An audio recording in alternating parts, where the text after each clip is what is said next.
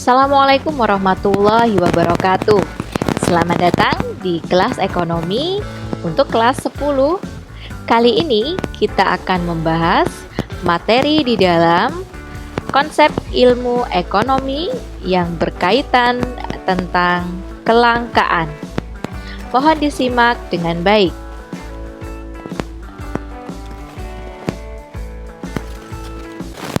Apa yang menyebabkan terjadinya kelangkaan? Sebelum kita menjawab pertanyaan tersebut, mari kita lihat 3 gambar di samping kanan berikut ini. Gambar yang pertama di sini adalah adanya antrian yang panjang dari masyarakat untuk membeli premium di sebuah SPBU, dan di sini tertulis premiumnya habis. Kemudian di gambar yang tengah ini menggambarkan adanya tangki air, di mana tangki air ini memberikan jatah air kepada masyarakat yang daerahnya terjadi kekeringan, dan di sini dapat kita lihat bagaimana antriannya sangat panjang juga. Kemudian dan gambar yang terakhir ini menggambarkan adanya stok gas yang terbatas, sehingga di sini tertulis gasnya habis. Nah, dari gambar-gambar berikut ini, apa yang bisa kalian simpulkan tentang kelangkaan? Bahwa kelangkaan itu adalah adanya suatu kondisi di mana alat pemuas kebutuhan ini lebih kecil daripada kebutuhan itu sendiri. Sehingga karena tidak tercapainya hal tersebut, terjadilah kelangkaan.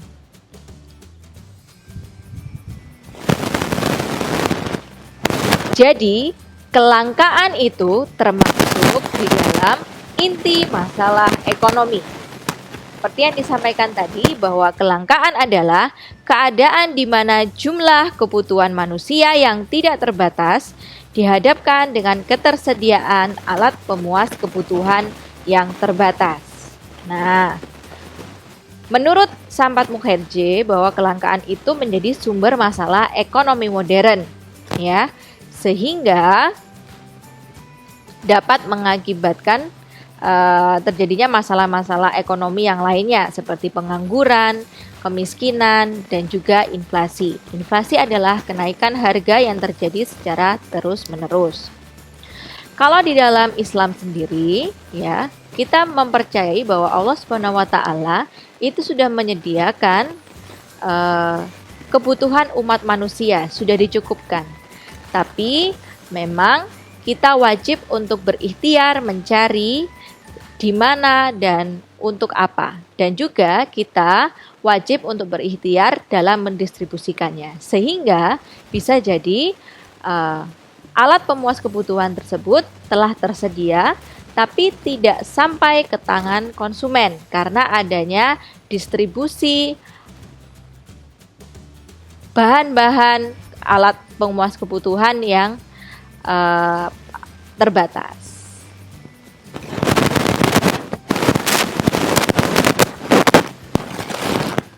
Baik, coba kalian perhatikan di sini ada bagan hubungan, bagaimana bisa menyebabkan terjadinya kelangkaan.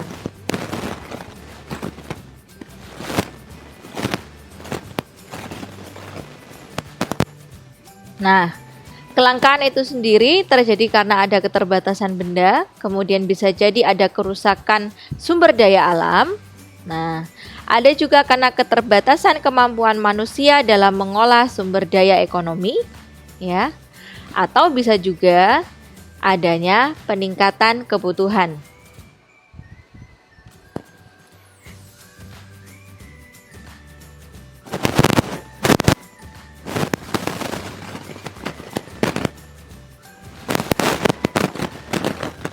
Kapan kelangkaan dapat terjadi? Nah, ini ya. Kelangkaan terjadi ketika kebutuhan manusia yang tidak terbatas berhadapan dengan sarana pemuas kebutuhan yang terbatas. Nah, kalau jumlah manusia juga semakin bertambah, maka dampaknya juga akan menambah jumlah kebutuhan. Jika alat pemuas kebutuhannya tetap, maka otomatis kelangkaan yang terjadi juga akan semakin meningkat.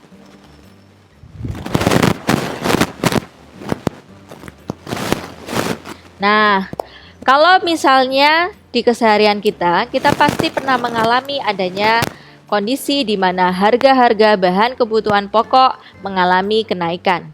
Tentunya hal ini disebabkan beberapa faktor, seperti adanya kelangkaan komoditas ataupun kelangkaan jasa. Sehingga pemerintah yang memiliki kebijakan strategis biasanya akan mengeluarkan kebijakan-kebijakan yang bisa mendorong peningkatan produktivitas dari pemenuhan dari komoditas tersebut atau kebijakan untuk mendistribusikan komoditas tersebut dari produsen kepada konsumen sehingga kelangkaan dapat diatasi. Jika kelangkaan dapat diatasi, maka kenaikan harga juga dapat diatasi. Contoh yang ada di lingkungan sekitar kita adalah bagaimana pemerintah melakukan operasi pasar.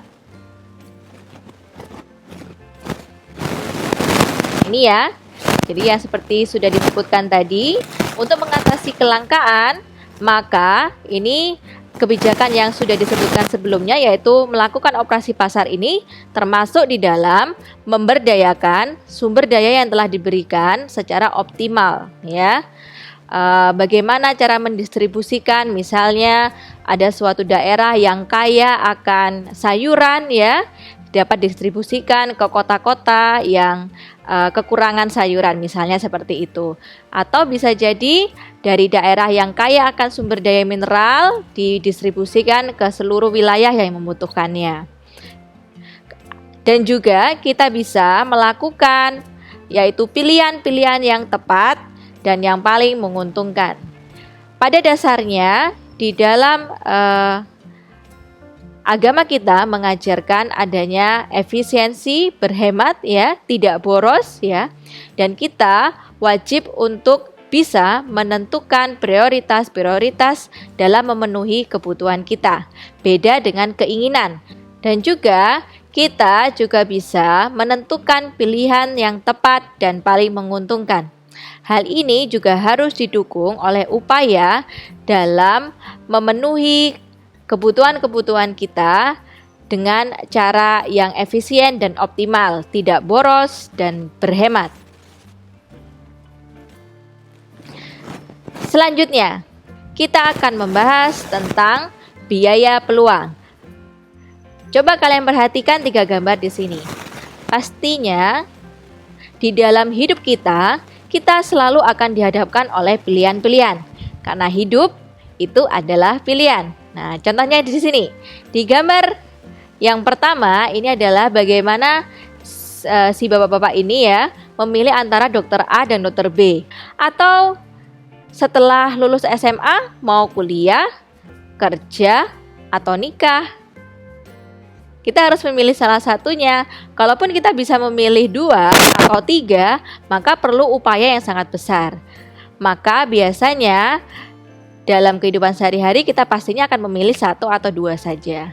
Kemudian di sini kita juga harus mempertimbangkan pilihan-pilihan yang lain ya, seperti kita mau belajar atau mau menonton televisi, mana yang lebih menguntungkan, mana yang lebih bermanfaat. Nah, ketika kita dihadapkan oleh pilihan-pilihan tersebut, tentunya kita akan mempertimbangkan hal-hal yang menjadi sebab atau faktor pilihan kita.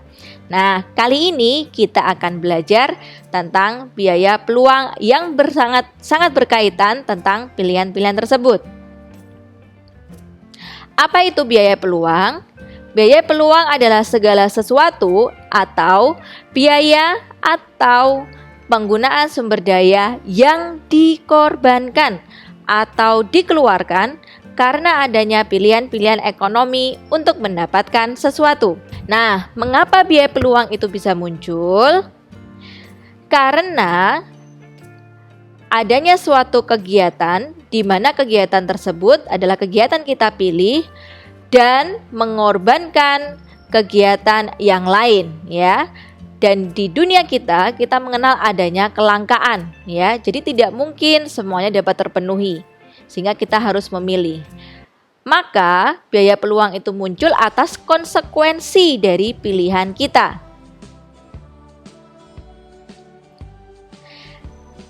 Berikut ini adalah contohnya. Di hari Sabtu, Adit diberikan pilihan untuk bekerja atau berlibur. Adit memutuskan untuk pergi ke Malang. Maka dibutuhkan biaya transportasi sebesar Rp200.000, untuk jajan Rp100.000, untuk kunjungan dengan berbagai wisata di Malang membutuhkan biaya Rp250.000. Maka berapakah biaya peluang yang muncul akibat pilihan atau tindakan ekonomi Adit? Di sini ternyata Adit memilih apa? Adit memilih untuk pergi ke Malang, ya kan? Maka biaya peluang yang muncul adalah yang pertama, biaya transportasi, biaya jajan, biaya kunjungan. Biaya-biaya ini jika kita jumlahkan, jumlahnya adalah Rp550.000 dan ini termasuk biaya eksplisit, yaitu biaya yang nampak ya, biaya yang terlihat muncul akibat pilihan tersebut. Kemudian ternyata tidak hanya biaya eksplisit yang termasuk dalam biaya peluang, biaya implisit juga termasuk di dalam biaya peluang. Contohnya adalah pendapatan yang didapatkan oleh Adit jika dia bekerja, yaitu Rp300.000. Sehingga biaya peluang atau biaya yang dikorbankan oleh Adit yaitu sebesar Rp850.000.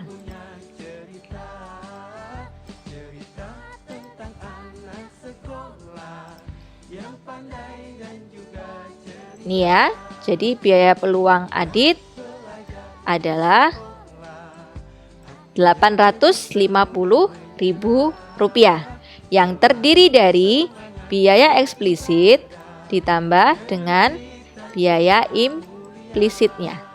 Ya. Karena biaya peluang ini tidak hanya biaya eksplisit tapi juga biaya implisit.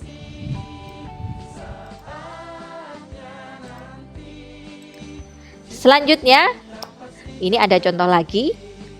Tata setelah S2 mendapatkan tawaran bekerja menjadi sales dengan gaji Rp10 juta, karyawan restoran dengan gaji Rp5.500.000, manajer di toko pakaian dengan gaji Rp6 juta, bekerja dengan temannya dengan gaji Rp4 juta. Ternyata Tata lebih memilih bekerja kepada seorang temannya dengan gajinya Rp4 juta. Padahal kalau dipikir-pikir masih ada kesempatan agar Tata bisa mendapatkan gaji yang lebih tinggi. Tapi ternyata Tata lebih memilih untuk bekerja dengan temannya.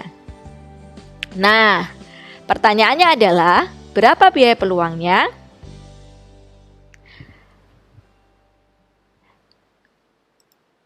Maka yang bisa kita perhatikan adalah dari berbagai macam pekerjaan yang ditawarkan kepada Tata, ya, ada sales, ada karyawan restoran, manajer.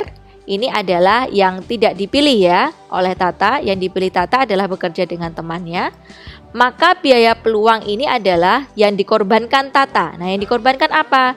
Yang dikorbankan adalah sales, karyawan, restoran, dan manajer.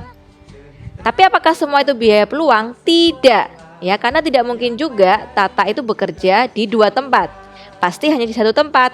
Sehingga di antara tiga pekerjaan ini, biaya peluangnya adalah pekerjaan yang memiliki gaji yang tertinggi. Itulah yang dikorbankan oleh Tata. Nah, sehingga biaya peluang yang terjadi akibat pilihan yang dilakukan oleh Tata adalah Rp10 juta.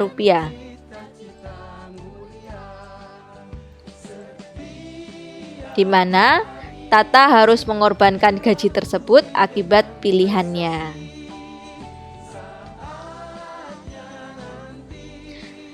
Nah, apa bedanya biaya peluang dan biaya sehari-hari? Biaya peluang adalah nilai barang atau jasa yang paling berharga yang hilang. Sementara biaya sehari-hari adalah suatu kegiatan untuk melakukan kegiatan ekonomi tanpa memperhitungkan kerugian karena dikorbankan oleh kegiatan lain. Dalam arti kata, biaya sehari-hari adalah biaya yang muncul dari kegiatan yang kita lakukan. Apapun itu. Ya, contohnya adalah biaya yang terjadi akibat kegiatan ekonomi kita. Misal ketika kita berbelanja, ya, atau mungkin yang lain.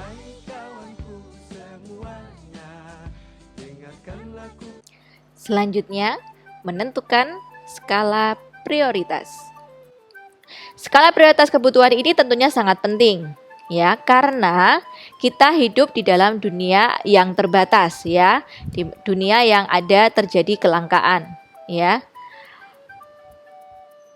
Maka dari itu, skala prioritas ini tentunya wajib kita pahami, ya. Skala prioritas adalah ukuran kebutuhan yang tersusun di dalam daftar berdasarkan tingkat kebutuhan seseorang, dimulai dari kebutuhan yang paling penting sampai kebutuhan yang bersifat bisa ditunda pemenuhannya, sehingga kita dapat memenuhi kebutuhan dengan tepat dan sesuai dengan kemampuan.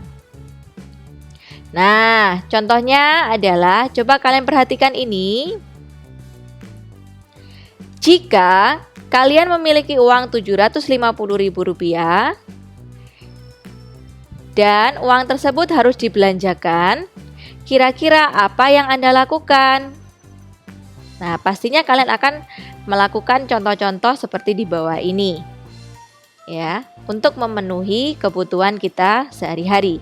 Bisa memberi makanan, membayar cicilan rumah, membeli obat, ongkos transportasi, dan menentukan seperti yang ada di tabel sebelumnya tadi, maka inilah cara menentukannya.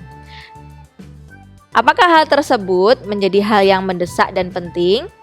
Apakah hal tersebut menjadi yang mendesak tapi tidak penting? Atau tidak mendesak tapi penting? Atau tidak mendesak tapi juga tidak penting? Nah, dari 4 hal ini, mana yang harus kita lakukan? Nah, ini ada gambar bom ya. Ini kalau tidak kita lakukan, sewaktu-waktu bisa menjadi masalah ya. Maka yang paling harus kita prioritaskan adalah yang mendesak dan yang paling penting. Nah, kalau yang ada gambar tengkorak ini ya, penting dan tidak genting, ini juga wajib kita prioritaskan ya.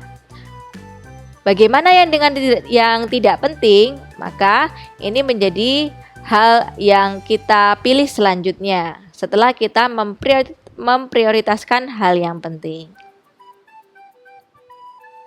Nah, ini contoh penerapannya. Penting dan mendesak. Contoh kalau kita sebagai seorang pelajar ya, kita pasti harus membeli alat tulis, kemudian harus membeli buku paket, dan juga transportasi untuk berangkat ke sekolah. Nah, kalau yang kurang mendesak tapi penting bisa jadi adalah seragam baru ya, karena kita sudah punya seragam yang lama. Jadi seragam baru itu penting tapi tidak harus dibeli sekarang ya. Dan juga misalnya sepatu baru. Nah, kalau yang mendesak tapi kurang penting contohnya adalah uang jajan. Jadi, uang jajan itu kurang penting ya. Mungkin ada yang protes nantinya. Oh, uang jajan itu penting ya. Itu bisa kalian pertimbangkan apakah kalian memang harus ada uang jajan atau tidak. Kemudian kurang mendesak. Nah, ini ya, kurang mendesak dan juga kurang penting. Nah, ini contohnya ada komik baru, nonton bioskop atau nongkrong di kafe. Nah, ini hal-hal yang mungkin bisa kita tinggalkan ya. Kalau bisa malah uang yang kita gunakan untuk hal-hal tersebut ini dapat kita tabung ya, sehingga bisa kita gunakan untuk pendidikan kita di masa depan. Nah ini ya, dalam skala prioritas pertimbangannya adalah pertama kita harus menentukan tingkat urgensinya atau tingkat kepentingannya. Kemudian kita juga harus mempertimbangkan kemampuan diri kita ya. Jangan sampai pengeluaran kita melebihi penghasilan kita. Kemudian kita juga harus mempertimbangkan kesempatan yang kita miliki. Dan terutama kita juga harus mementingkan masa depan yang akan coba kita susun. Begitu nggih. Oke, ini contoh skala prioritas kembali. Contohnya untuk seorang petani ya. Seorang petani membutuhkan upah, penguasaan lahan, obat-obatan, alat pertanian, pupuk, dan bibit unggul. Nah, dari kebutuhan ini setelah dibuat prioritasnya, nah berdasarkan kebutuhannya ternyata yang paling penting adalah alat pertaniannya dulu yang harus dipenuhi. Kemudian yang nomor 2 bibit unggul. Setelah itu nomor 3 pupuk, 4 obat-obatan, 5 upah, dan yang terakhir perluasan lahan. Dan ini yang paling terakhir ya, prioritas yang paling terakhir untuk perluasan lahan. Kalau ada kemampuan baru dilakukan. Nah, ini juga ada contoh kembali bagaimana membuat skala prioritas dalam meraih financial freedom ya, bebas secara keuangan. Nah, ini contohnya ya, menjadi prioritas yaitu menambah pendapatan ya. Contohnya mengajar. Nah, ini ya. Kemudian mengurangi biaya, ini juga hal yang sebenarnya juga tidak penting ya. Mengurangi biaya ya. Kalau bisa malah jangan ini ya. Kalau kita sebagai muslim ya, maka kita harus menghindari 2 hal ini ya. Kalau bisa malah kita jangan membeli 2 hal ini ya. Naudzubillah. Kemudian kumpulkan dana tidak terduga, yaitu kita membuka tabungan setiap awal bulan ya. Kemudian kita juga bisa membayar biaya sekolah ya, yaitu menyisihkan setiap bulannya. Nah, kalau misalnya sudah ada lebih penghasilan kita, maka kita bisa memulai usaha sendiri. Atau juga kita bisa menyisihkan dana kita untuk dana pensiun. Nah, kita juga bisa membuat skala prioritas seperti ini sesuai dengan kebutuhan kita, yaitu kebutuhan primer, sekunder, atau tersier. Nah, untuk topik ini akan kita bahas di video pembelajaran kita selanjutnya tentang kebutuhan dan alat memuas kebutuhan. Demikian pembahasan materi kita kali ini. Semoga dapat menjadi ilmu yang bermanfaat. Kurang lebihnya mohon maaf. Wassalamualaikum warahmatullahi wabarakatuh. Sampai jumpa di video materi selanjutnya.